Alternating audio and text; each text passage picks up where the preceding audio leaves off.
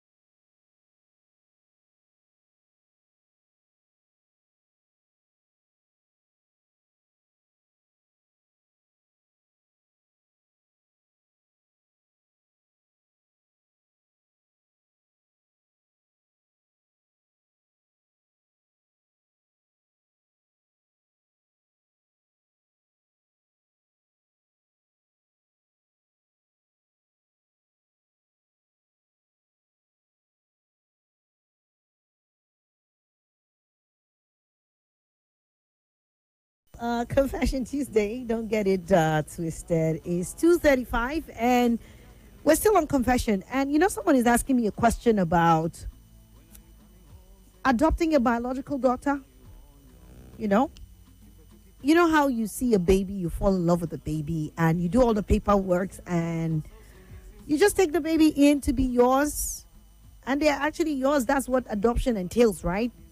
This baby is yours because you have carried out all the legal process, all the due process that is supposed to be done for a child to become yours. But over the years, her complaint is that this child is getting to look less and less like her, and she is confused as to the explanation to give to this girl, who is her daughter, having had her own biological child now. This child is at that point where she's 11 years old now and has been asking her, "Mommy, why don't I look like you? Why don't I look like you?" And she's saying that, okay, how do you get to explain that sort of thing to a child of that age without betraying the fact that she's still yours and you still love her and all? It's quite dicey, right? Okay, so apart from also the fact that children have questions at certain ages you also live in an environment where people's curiosity also comes in with all the questions. This one doesn't look like you. This one is. Maybe you're not living in the environment that you adopted the baby. So maybe people might not necessarily know, but you'd expect that you have other kids who look like you, and then this one is looking totally different. So what can be said about this particular one?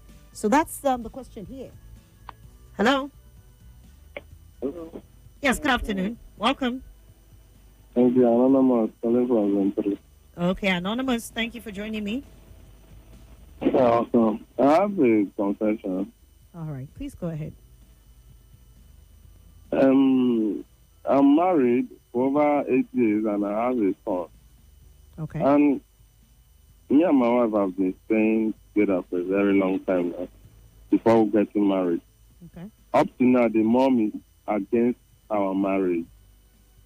You understand? The dad is fully in support, the family member, but the mom is seriously against her and me staying together. Reason best known to her. So as of April, things were a little bit difficult. So I sent them home to go and meet my mom to spend like a month plus. To cut a long story short, she decided to visit her mom's side, and one thing led to another. Chief, elders in the village did not want to let her go. Elders in the village? Struggle. Yes. The mom went to the village and said all sorts of things to the elder in her village, and they said, because it's not from the same side, they started coming and saying that their daughter is not going back, this, that, this. I got to a point, I got angry, and I told them, whatever you guys want to do, you do. When I came for your daughter and the marriage, you asked me two questions, which is, are you coming for my daughter or for your son? I said, I came for the both of them. So they cannot say, I cannot say, bring my son to me and let them hold you. If they decide to hold you, no problem. Let them hold you with my son. If they decide to leave you, to leave my son, they must leave you with my son. So let me ask you. Did you fulfill all the marital obligation? Did you pay the dowry? Did you do everything? Yes, I did. So why would, after doing all of that, would the family say they are not releasing their daughter because you have already performed your obligation? Except, of course, there is something you left out. The mom was kind of, I don't know how to put the word, but before we got married, was kind of using her for men, let me put it that way. So when I came into the picture, I now advise her, this is a very, very wrong path. Yeah. You are still young, and if you take this route at this time, it will affect you in future. Okay. So please, do like this, do like this, do like this, do like this. If it works out, come and thank me, and then I will be giving you more advice. And she tried this, she tried that. She got quarrel with her mother after whatever, but she now regained herself. Now came back that, bro, that thing you told me was okay. Then, that was how we started. So, she now left the line of her mom's duty. So, her mom got angry with me. So, when she went to the village, they were saying that, okay, their daughter is not living fine, that they did not like the way she's looking. I tried explaining to them. Things are very difficult. I'm a driver. I know how it is in the road now. Things are very, very difficult. So, please, bear with me. It's not that I have anybody in the back. So, to cut a long story short, I left them. Later on, they came back because I told my wife something. She said, don't come back on so time. Don't bother coming back to my house again. So, when that day reached, I sent transport, they came. Reaching here and I was seeing, because we normally share, we are using one phone. So I was seeing in her, what is it called? Call log. Yes, I made a mistake by looking it. But I was seeing strange number. I said, who are all these? I was not getting any positive reply. So it came to a time and I put it on record. One day I came back from work, I played record what I heard when my wife was discussing with another man, very, very uncomfortable. They were planning on how to run away, whatever, and I was not aware because we were having a little issue, which we tried to resolve. Okay. So for that, since then, the home has not been calm. And I'm thinking of, I don't know, whether to. Okay, that's a very interesting story. I'm trying to understand the whole thing. If you can hear me, please call back so that we can have a landing or a closure to this story, because at the end of the day, the way it started is not the way it ended. You made it look like, okay, number one, the mother is not in support. She doesn't like you for whatever reasons that you explained. Eventually, that is because she was pushing her daughter into hanging around with men, and she was probably gaining from it. But the daughter met you. You advised her to stop a certain lifestyle, and she did.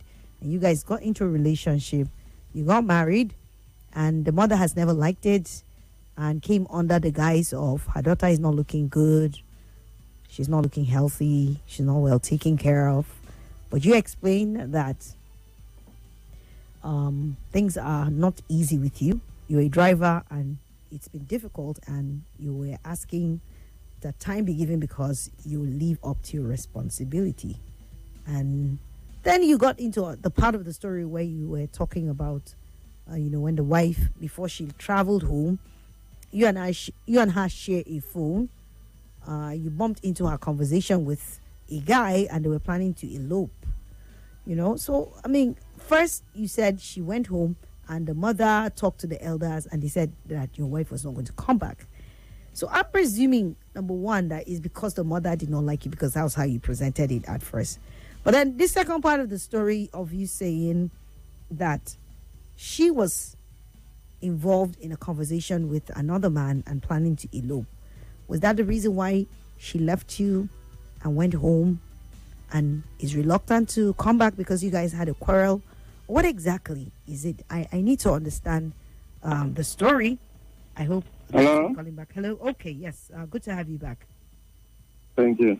So what I was basically trying to explain is, yes. I'm like seeing some kind of collation between she and her mom, because I bump into a WhatsApp and what is it called? Conversation. Facebook, on social media, which she was explaining to her mom that when she's coming back this December, that she's no longer going to better spend the day with me again.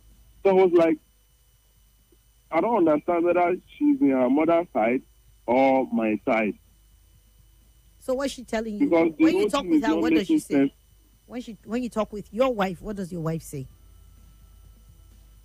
She denied it. She said she did not have any plan on going back. She just only told her that so that her mind can be calm, that the way she ran away from the home. So why is she not coming back? Why doesn't she want to come back? Is it because the elders and her mother stopped her from coming back? What exactly is the problem? That's what she said. So you said you bumped into her conversation with yet another man planning to run away or something. Did you confront her on that? I did. She told me that it was due to the fight that we have. And so we have a quarrel, like we had a conversation, and then the next thing is for you to look out. Okay. Let it not be like what I'm thinking is what is going to happen or is already happening. Okay, so have you gotten your family involved? Since it's a legal marriage, you have contracted this marriage and you have done your obligation. Your wife's parents or her relatives cannot stop her from coming back without a tangible reason. And since you've tried, have you gotten your family involved to interface with her family, the elders, all your uncles, your father, whoever it is, to try and know what the issue is to get your family back? Yes, the truth of the matter is, the both family are not strongly in support of the marriage. So my mom is the only one that is very much in support. So I called her that she should please call my father-in-law. This is what I'm saying. This is what I'm hearing. Right? She said she called my father-in-law that she did not get any reasonable, that it was due to the same story that the mom told the elder, that her daughter is not living well, this, that, this. And then the issue of the conversation with another man, I haven't gotten the family involved yet. Because I believe in myself. Because my family are not fully in support. Our families are not fully in support. We run to this family Especially, They're not I in told support, you but there is to an run to this existing one. marriage already. The marriage has been contracted, so it's not a matter of they don't like it or whatever it is right now. I mean, this thing is your father alive, No, the man is late. but her father, your wife's father, is in support of the marriage, Yes, he's alive. and he's And in he's support. what is even annoying me the most is that he's an educationalist, the professor. So I was like, this one is supposed to know how it's being done. And so, but he is on your side. Is he not on your side, or is he also on the side of his wife? They both don't want you guys to get back. From the beginning, he was on my side. But when my wife went to the village, her mind now changed. His mind, sorry. He now changed his mind. He now supported the elders. This is serious. Okay, so if you ask me, my honest opinion on this is that this is beyond you alone. You have to get the elders involved. Your elders also have to rally round, and you people should travel down and go and sort out this issue. For whatever it is, they are not happy about their daughter. Is their daughter complaining?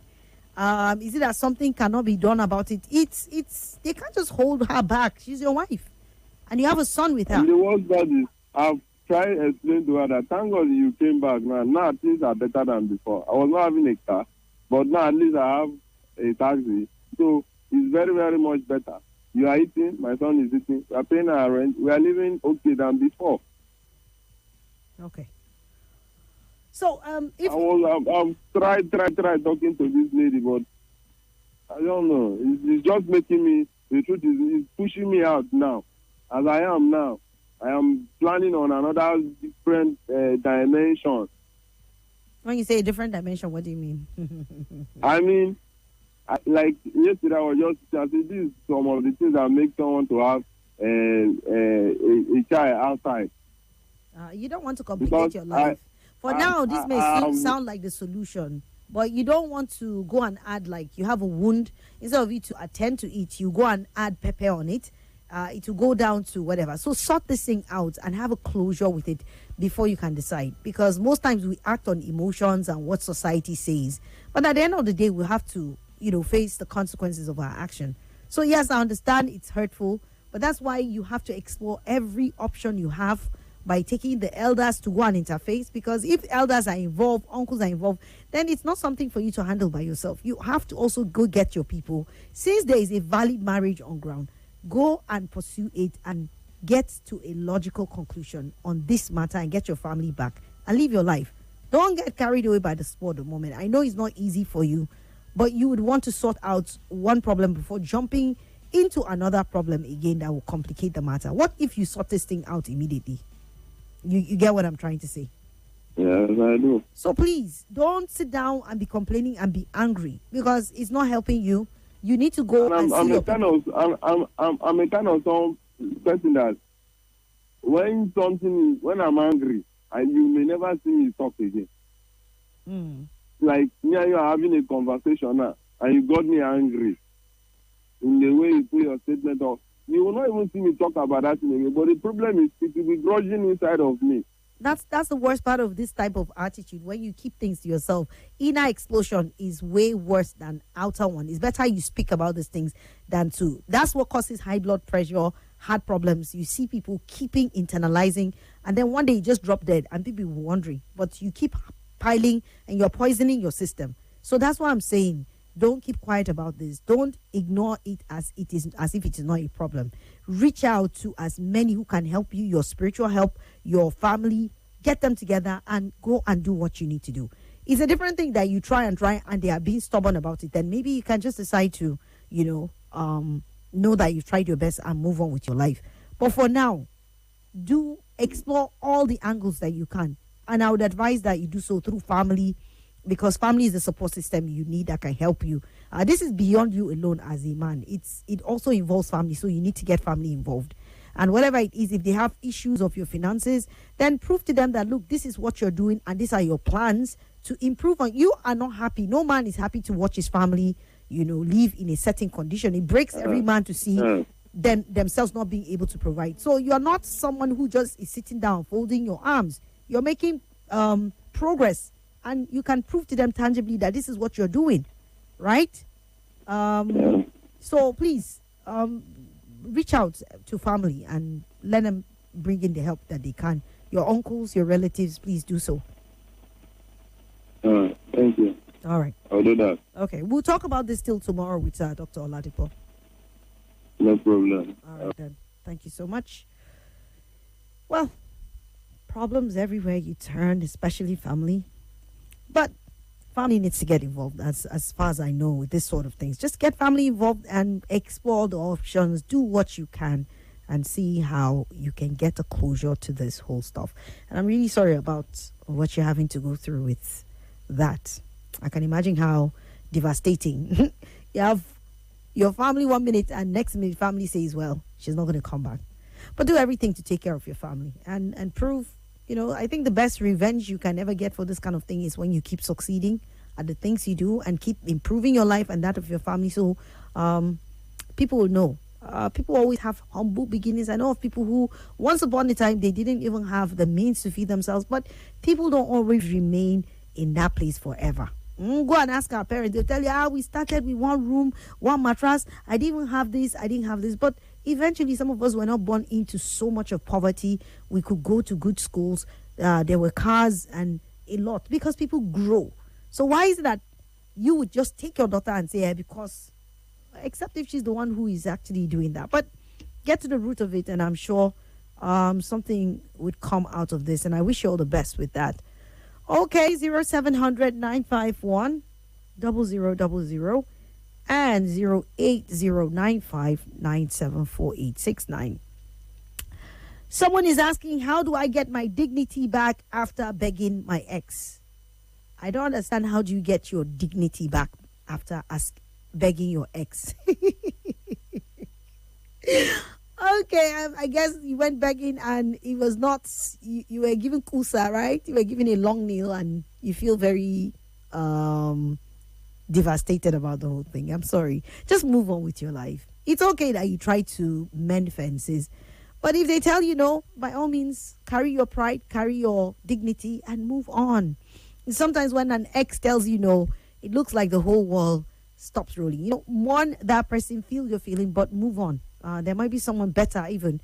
And the reason why this didn't work, you get to realize it very, very soon. And you'll be even thankful for it. So don't hit yourself so hard. Hello, good afternoon. Yes, good afternoon. You're This is Henry. I don't know. This is Henry. Okay, Henry. Please, can somebody ask questions? Question about what? No, based on the guy that just called. All right, you want to contribute to that? Yes. All right. Okay, start, but you have to pause so that we'll take commercial at some point in time. Then you'll continue. Maybe you can take the commercial while I hold on. Okay. All right, quickly, let us take this quick commercial, and then we will come right back. More talk, news, and sports after this. Say hello, Lagos. Hello, Port Harcourt. Hello, Abuja. This is Kids FM, the family fun radio. Kids FM.